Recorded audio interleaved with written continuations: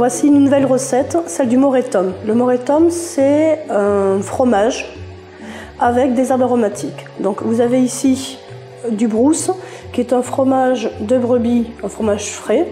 Alors il n'est pas forcément facile à trouver, mais vous pouvez très bien le remplacer par d'autres fromages de chèvre ou de brebis qui sont quand même qui sont frais. Voilà, il faut que ça soit fondant, puisqu'il va être ensuite broyé avec des herbes aromatiques. Alors les herbes, vous avez la coriandre, la menthe, de la hache. Tout le monde, je pense, ne trouvera pas de la hache. Je préfère moi aussi utiliser de la livèche, qui sont des herbes difficiles à trouver.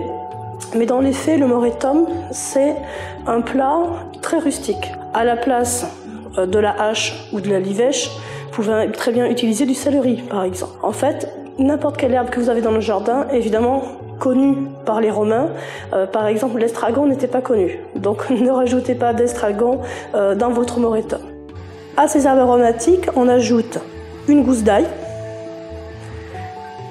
de l'huile d'olive, du sel, du poivre, ainsi qu'un petit filet de vinaigre que l'on rajoute à la fin pour servir un petit peu, on va dire, d'exhausteur de goût.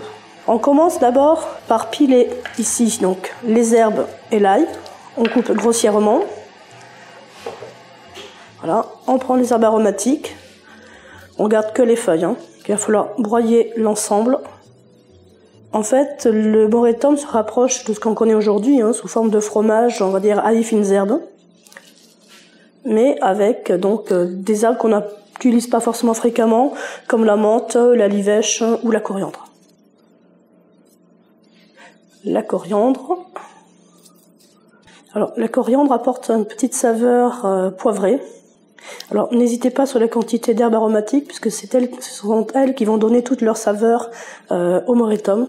Alors, le mot moretum vient en fait du latin mortarium, qui désigne le mortier, puisque c'est un plat où l'on broie, où l'on pile les herbes, ainsi que le fromage.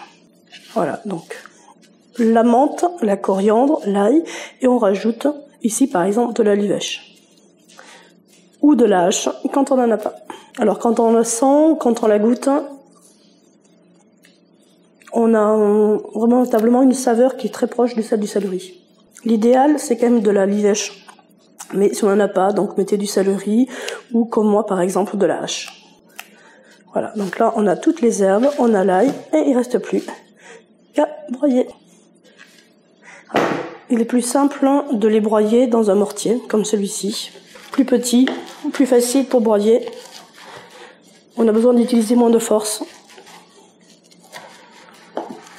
Certaines recettes adaptées d'Apicius indiquent, pour le moretum, indiquent de les ciseler. Mais également, là, je préfère, moi, les broyer.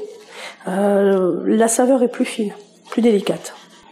Alors oui, il faut un petit peu d'huile de coude, mais le résultat est plutôt intéressant. Alors il faut compter 5 minutes à peu près pour broyer.